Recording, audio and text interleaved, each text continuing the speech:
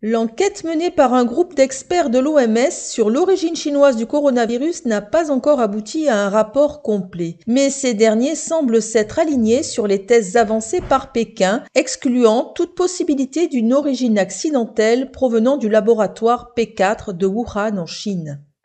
Un groupe de scientifiques internationaux a publié une lettre ouverte demandant une enquête indépendante sur l'origine de l'épidémie du Covid-19 causée par le virus du Parti communiste chinois PCC. Le 9 mars, une dépêche de Radio France Internationale indique que durant une conférence de presse, le porte-parole du ministère chinois des Affaires étrangères, Zhao Lijian, est apparu furieux, accusant avec colère le groupe de scientifiques internationaux en les qualifiant de pseudo-scientifiques ayant publié une pseudo-lettre ouverte remplie d'arrière-pensées. Interviewé par un journaliste concernant ce groupe de chercheurs, le porte-parole chinois Zhao Lijian a déclaré, je cite, que la lettre ouverte publiée par les soi-disant scientifiques dénigrait l'OMS et la Chine et qu'il faisait une interprétation volontairement négative des conclusions scientifiques du groupe d'experts de l'OMS, accusant les chercheurs de porter délibérément des accusations afin de nuire à un État particulier, en l'occurrence la Chine. Il a été rapporté que cette lettre ouverte qui a été publiée dans le Wall Street Journal et dans le journal Le Monde n'a pas été écrite par un groupe de prétendus scientifiques, mais par un groupe d'épidémiologistes, d'experts en virologie et de généticiens bien connus en Europe et aux États-Unis.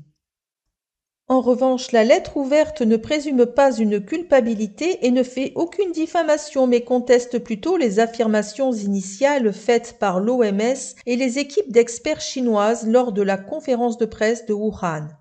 La lettre ouverte des scientifiques internationaux indique en outre clairement que tous les scénarios possibles doivent être étudiés, notamment, je cite, l'infection des sites d'échantillonnage pendant le prélèvement par le personnel de laboratoire, les risques de contamination pendant le transport d'animaux et la collecte d'échantillons, l'infection due à des accidents de laboratoire et l'infection causée par l'élimination des déchets de laboratoire ou à la fuite d'animaux. La lettre indique également que le fait que la moitié des scientifiques de la mission soient des citoyens chinois peut avoir limité l'indépendance de l'expertise scientifique. Par ailleurs, les enquêtes du groupe d'experts étaient basées sur les informations que les autorités chinoises avaient décidé de leur communiquer et que finalement, les deux parties chinoises et l'OMS devaient trouver un terrain d'accord sur ce que la mission allait rapporter.